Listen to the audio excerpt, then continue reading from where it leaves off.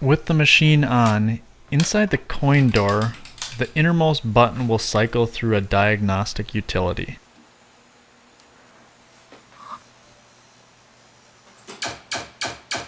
As you can see, this machine flags for a diverter error.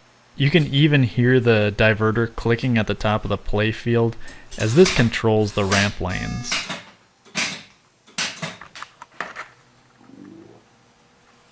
Let's unplug the machine and get started by removing the lockdown bar to slide the glass out.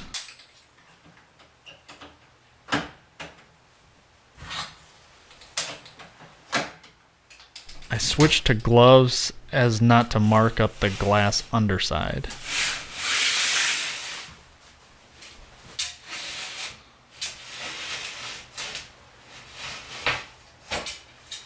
Lift the playfield. The piece we need to access is all the way in the back, and besides radical modification, I know of no other way to work on the piece without physically removing the entire playfield. So find a helpful friend, because it's going to be both awkward and heavy. There's going to be wires that are attached in the back. You okay? Yep.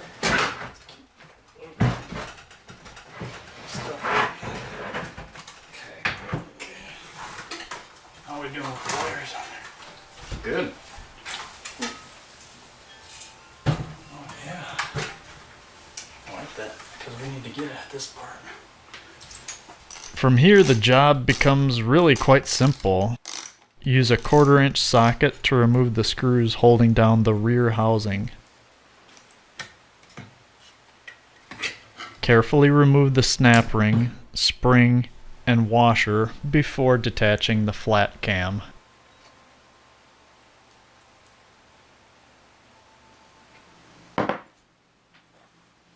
Use 70% isopropyl alcohol to clean the flat cam.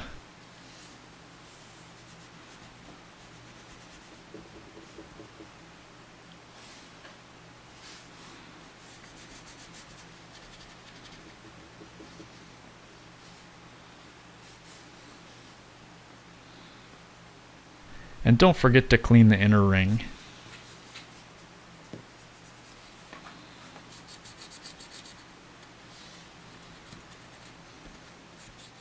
Returning to the assembly, you can see a bunch of filth has built up, which led to sluggish solenoid activity. It's actually worse than I expected.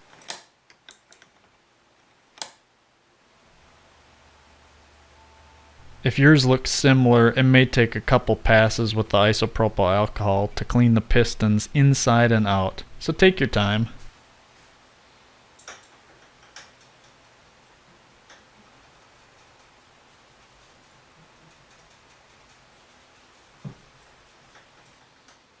You'll know the job's done both visibly and when the piston easily glides in and out.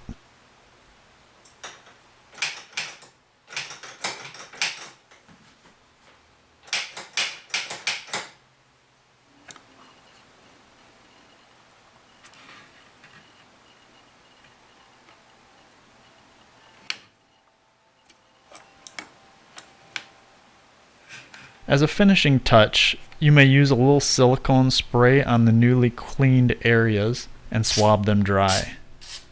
Of note, avoid any contact cleaner or WD-40, as these can leave a film that tends to attract dirt.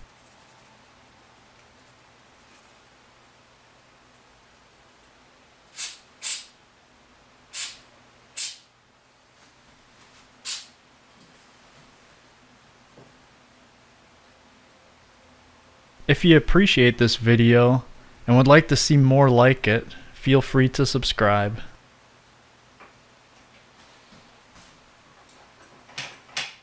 Oh, smooth. Now it can be all put back together.